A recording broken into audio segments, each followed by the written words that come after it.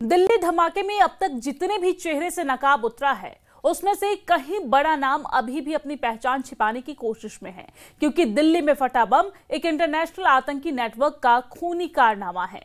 दिल्ली में जो धमाका हुआ है, उसके कई सिरे से जांच में देश से निकलकर विदेश तक जुड़ते जा रहे हैं। रिपोर्ट देखिए।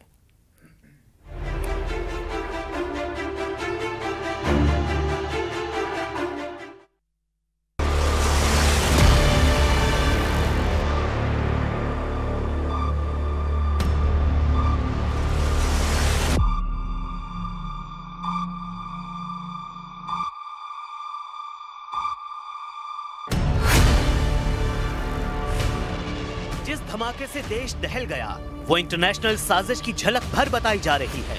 दिल्ली बम धमाके के बाद सनसनीखेज पर्दाफाश रुकने का नाम नहीं ले रहे हैं।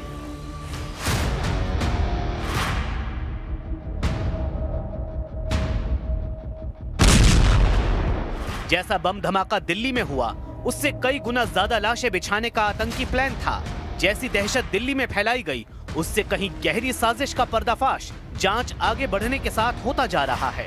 दिल्ली धमाके में अब तक जितने चेहरों से नकाब उतरा है, उससे कहीं बड़े नाम अब भी अपनी पहचान छिपाने की कोशिश में हैं, क्योंकि दिल्ली में फटा बम एक इंटरनेशनल आतंकी नेटवर्क का खूनी कारनामा है। दिल्ली में जो धमाका हुआ है, उसके कई सिरे जांच में देश से निकलकर विदेश तक जुड़ते जा रहे हैं। दिल्ली में धमाका हुआ, जिसका कनेक्शन हरियाणा के फरीदाबाद से निकला। उत्तर प्रदेश के सहारनपुर और दिल्ली ब्लास्ट के अहम ठिकाने बताए गए। जम्मू कश्मीर में दिल्ली बम धमाके के अहम किरदारों के तार जुड़े। दिल्ली बम धमाके के असली आका पड़ोसी देश पाकिस्तान के बहावलपुर में बैठे जैश-ए-मोहम्मद के टेरर कमांडर हैं। इसके साथ अब इनके हैंडलरों की कड़ियां तुर्की और अफगानिस्तान से जुड़ गई हैं।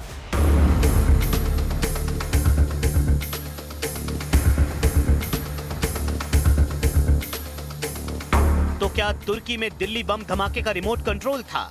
क्या मसूद अजहर का टेरर कमांडर भारत के आतंकी ग्रुप को इस्तांबुल से ऑर्डर दे रहे थे? या फिर जैश के जहर बुझे सरगना गजवा हिंद का फितूर डॉक्टर अदील और मुजम्मिल के दिमाग में भरने के लिए तुर्की में मिले थे?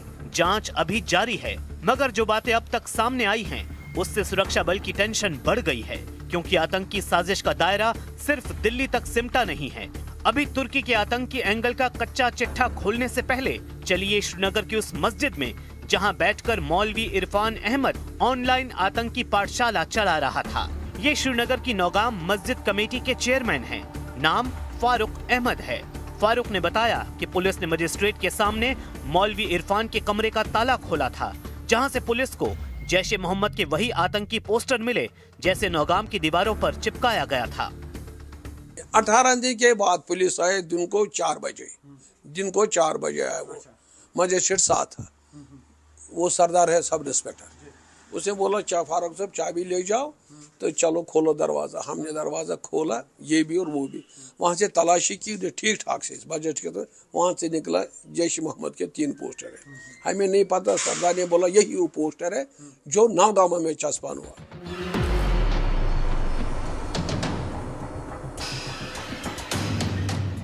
नौगाम मस्जिद कमेटी के चेयरमैन फारूक अहमद बताते हैं कि उन्हें मौलवी इरफान की कारस्तानियों की भनक लग गई थी। उन्होंने इरफान को समझाने की कोशिश भी की थी। पहले शक हुआ ना कि हमारा मौलवी साहब ये गलत काम नहीं करेगा, मगर आज से दिन होता तो हमें हुकूमत लगता है कि मौलवी साहब को सुरवार है। जिसने ये गलती की, उसको सजा गवर्नमेंट देगा जरूर, कि बेगुनाह लोग दिल्ली में इतने मारे गए। पुलिस को तफ्तीश और पूछताछ में मौलवी इरफान की टेरर प्लानिंग का सीक्रेट भी पता लगा है। खुफिया सूत्रों के मुताबिक मौलवी इरफान मेडिकल स्टूडेंट का ब्रेन वॉश करने के लिए जैश-ए-मोहम्मद का टेरर टेप दिखाता था। मौलवी Irfan Ahmed voice over internet protocol calls के जरिए अफगानिस्तान और तुर्की के हैंडलर्स के संपर्क में रहता था। मौलवी इरफान ने ही फरीदाबाद के टेरर मॉड्यूल को आतंकियों को टेलीग्राम ग्रुप ज्वाइन करवाए थे। सूत्रों से मिली जानकारी के मुताबिक तुर्की में बैठे एक हैंडलर ने फरीदाबाद टेरर मॉड्यूल से जुड़े डॉक्टरों को ये निर्देश दिया था कि वो पूरे भारत में अपने अपने लोकेशन को टारगेट करके फैल जाएं। बारूदी मंसूबे के साथ अलग अलग ठिकाने पर फैलने के बाद मौलवी इरफान की टेरर टोली स्थानीय लोगों से घुल मिल गई। यहाँ तक कि व्हाइट कॉलर आतंकियों के गिरोह ने दावतें भी दी। और कश्मीर आप गए थे, कश्मीर में उनकी शादी में? हाँ जी, हम 4 से 5 लोग उनकी शादी में गए थे। कैसी शादी थी? शादी नॉर्मल, उनका थोड़ा सा कल्चर डिफरेंट होता है, तो उस शादी में हम सब सम्मिलित हुए और सम्मिलित होकर वापस हम आ गए। कहीं उनके साथ आसपास घूमने गए हों? शॉपिंग के लिए वो श्रीनगर गए थे, वहाँ पर कुर्ते वुर्ते लेने के लिए, फिर वो वापस आ गए थे। हम अपना आगे घूमने के लिए चले गए थे। अच्छा, डॉक्टर अदील ने कुछ फंड्स आपके अकाउंट पे ट्रांसफ़र कराए थे? नहीं नहीं ऐसा नहीं है? नहीं, मेरा अकाउंट की क्योंकि आपका एक हॉस्पिटल बन रहा है नहीं, मेरा हॉस्पिटल तो मैं घर पे जो था उसमें बनाया गया था। मेरे अकाउंट में कोई किसी भी तरह का कोई फंड्स नहीं ट्रांसफर हुआ। डॉक्टरों को कट्टर बनाने वाला इमाम इरफान आखिर इतनी आसानी से सब कुछ कैसे करता जा रहा था? सूत्रों के मुताबिक मौलवी इरफान अहमद सोच समझकर पूरी प्लानिंग के साथ लोगों को अपना शिकार बनाता था। मौलवी इरफान अहमद पाकिस्तान में बैठे जैश ए मोहम्मद के आकाओं से संपर्क में था। खुद जम्मू कश्मीर के शोपियां से ऑपरेट कर रहा था। दिल्ली धमाकों के आरोपी शाहीन को मौलवी इरफान ने फाइनेंस और दूसरे सदस्यों से संपर्क के लिए कहा और फिर उसने डॉक्टर अदील, डॉक्टर मुजम्मिल और डॉक्टर उमर के धमाकों को अंजाम देने की और जरूरी सामान इकट्ठा करने की जिम्मेदारी दी। सूत्रों के मुताबिक इन लोगों ने मेवात में बैठे इमाम से विस्फोटक लिया और मदरसी नाम के एक आदमी से डॉक्टर अदील, डॉक्टर मुजम्मिल और डॉक्टर उमर को लोकल सपोर्ट मिला। और इस काम में मौलवी इरफान ने सबसे पहले डॉक्टर शाहीन की मदद ली, क्योंकि वो अल फलाह यूनिवर्सिटी में सबसे ज़्यादा सक्रिय थी। और फिर धीरे धीरे डॉक्टर आदिल, डॉक्टर उमर और डॉक्टर मुजम्मिल से जुड़कर एक नेटवर्क तैयार किया। लेकिन इतने भर से इरफान अहमद को इत्मीनान नहीं हुआ। उसने जैश के स्लीपर सेल के जहन में गजवा हिंद के जहर बुझे बूस्टर डोज देना शुरू कर दिया। सूत्रों के मुताबिक ये ग्रुप बेहद संगठित और सुनियोजित तरीके से देश भर में स्लीपर सेल फैला रहा था।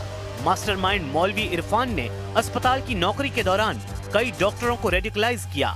उन्हें गजवाए हिंद की विचारधारा और हिंदू विरोधी भाषणों से भड़काया गया। मौलवी इरफान अहमद का आतंकी टोला तैयार हो चुका था। उसने टारगेट सेट कर लिए थे। अहम तारीख पर देश को दहलाने के लिए मौलवी इरफान का आतंकी टोला निकलता, उससे पहले 2 अहम किरदार तुर्की भेजे गए। खबर है कि डॉक्टर अदील और डॉक्टर मुजम्मिल तुर्की गए थे, जहां उन्होंने अपने जैश के हैंडलर से मुलाकात की थी। मसूद अजहर के हैंडलर ने दोनों डॉक्टरों के आने जाने और ट्रेनिंग का इंतजाम किया था। इधर इरफान अहमद की लेडी विंग की कमांडर श्रीनगर और अनंतनाग में ऑनलाइन कम्युनिकेशन और फंडिंग की जिम्मेदारी संभाल रही थी। डिजिटल फॉरेंसिक जांच में 400 से ज्यादा इनक्रिप्टेड चैट्स मिले हैं, जिनमें पैसों के लेन देन, सेफ हाउस और आगे की प्लानिंग पर चर्चा की गई थी। 2023-24 में एक महिला डॉक्टर को इस्तांबुल और दोहा से कई विदेशी रकम मिलने के इनपुट मिले हैं। दोनों महिला डॉक्टरों ने अपनी MBBS की पढ़ाई ढाका मेडिकल कॉलेज से की थी। इंटर्नशिप के दौरान ही उनकी मुलाकात मौलवी इरफान से हुई, जिसने धर्म के नाम पर इनका ब्रेन वॉश किया। गिरफ्तार की गई लेडी डॉक्टर की एक और कार की तलाश में पुलिस जुटी है, जिसमें विस्फोटक सामग्री होने का अंदेशा है। सुरक्षा एजेंसियों का मानना है कि ग्रुप खुली स्लीपर सेल बनाकर देश भर में अपनी एक्टिविटी फैलाने की तैयारी में था। हर खुलासे के साथ ये साफ होता जा रहा है, ये सिर्फ आतंकी नेटवर्क नहीं बल्कि सफेद कोट में छिपी एक खामोश जंग थी। अब सवाल ये है कि तुर्की को ही आतंकियों ने क्यों चुना? जवाब तुर्की के डबल स्टैंडर्ड से समझा जा सकता है। दिल्ली और इस्लामाबाद में बम धमाके पर तुर्की का दोहरा रुख साफ दिखा है। तुर्की ने दिल्ली बम धमाके को मामूली धमाका कहा है, वहीं इस्लामाबाद में फटे बम को आतंकी हमला बताया है। तुर्की के राष्ट्रपति एर्दोआन ने अपने देश को कट्टरपंथियों की पनाहगाह बनाने में कोई कसर नहीं छोड़ी है। ये वही तुर्की है जिसने ऑपरेशन सिंदूर के वक्त पाकिस्तान को हथियार दिए थे। ये वही तुर्की है जिसे कश्मीर पर मठाधीशी करने की सनक सवार है। मायने ये है कि तुर्की के ये चमकते शहर महज छलावा है। इस चकाचौंध के पीछे गहरी आतंकी साजिश पनप रही है।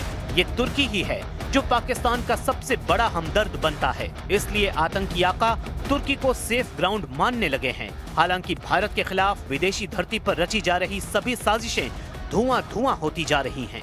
भारत में आतंकी मंसूबे के साथ बिलों में छिपे चेहरों की धरपकड़ जारी है। जैश ए मोहम्मद के साथ जमात-ए-इस्लामी के नेटवर्क पर बहुत बड़ा एक्शन